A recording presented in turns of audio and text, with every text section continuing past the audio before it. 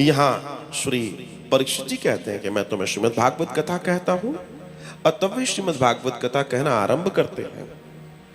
वो कहते हैं कि ये जो भागवत है परीक्षित, श्रीमद् भागवत साक्षात वेद है। मैंने इसको द्वापर के अंत में अपने पिता द्वैपायन से श्रवण किया है। अब मैं तुमको उस प्रश्न का उत्तर दूंगा जो तुमने पूछा है। तुमने जो मुझसे जाना है, वो कहते हैं कि 24 अवतार और 14 लोकों के बारे में पहले तुम्हें मैं बताता हूं। तो 24 अवतार की चर्चा हम कर चुके हैं। फिर वो कहते हैं 14 भुवन, जिस पृथ्वी पर, जिस तल पर हम रहते हैं, जिस तल पर हम इस समय हैं, इससे 7 ऊपर है और 7 इसके नीचे है। ऐसे करके ये मतलब स्टार्ट होता है। तो ऊपर से शुरू करें, सबसे टॉप पे क्या है? सतलोक। सतलोक के नीचे है तपलोक। तपलोक के नीचे है जनलोक। जनलोक के नीचे है महलोक। महलोक के नीचे है स्वर्गलोक। उसके नीचे है नवतल और उसके नीचे है सईतल। अब इसके नीचे जहां हम, इसके नीचे क्या है? इसके नीचे है अतल, वितल, सुतल, तलातल, महातल, रसातल और पाताल। ये हैं वो 14 भुवन जिनकी चर्चा होती है।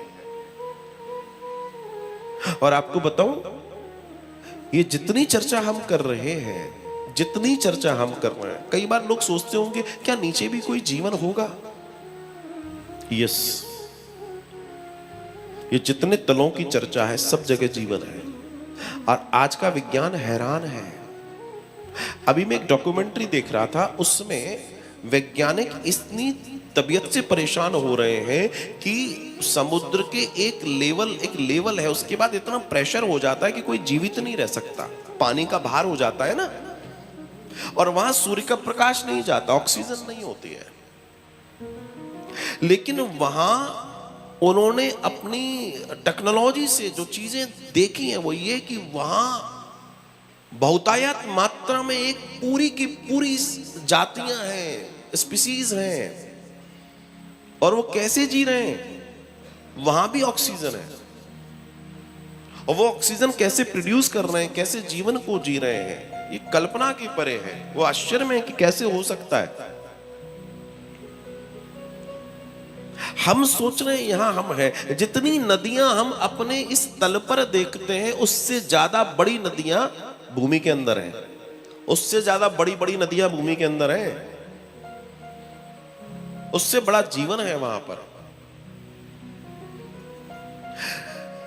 कई बार लोग सोचते हैं कि सूर्य, अभी एक बड़ी सी डिस्कशन चल रही है, साइंटिस्ट इस बात पे विचार कर रहे हैं, और ये बात है कि सूर्य इतनी हीलियम, इतनी गैस, इतना गर्म है, क्या वहां जीवन हो सकता है? विचार करने वाली बात है। क्या सूर्य पर जीवन हो सकता है? क्योंकि हमारे यहां सूर्य लोक की चर्चा है, तो क्या सूर्य पे जीवन हो सकता है? क्यों नहीं हो सकता?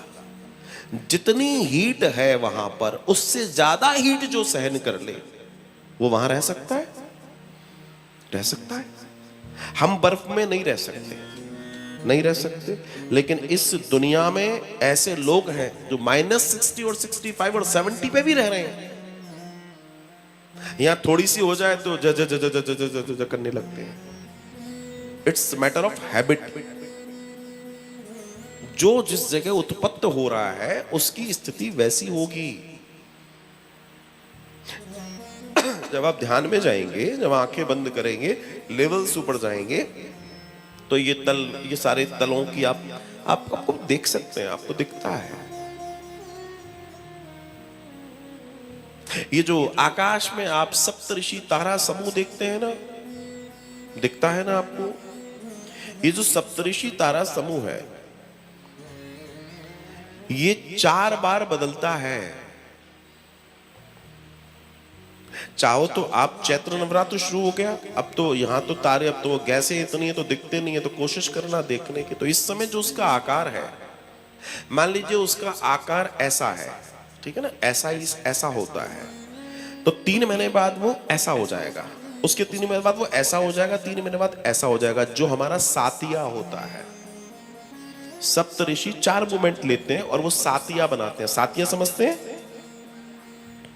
वही बनता है और उसका जो केंद्र बिंदु है, जो centre of point of this Saptarishi तारामंडल है, वहीं से प्रवेश है इस स्वर्गलोक, महलोक, जनलोक, तपलोक और सत्यलोक का रास्ता है, जिसको आप वैकुंठ मार्ग भी कहते हैं।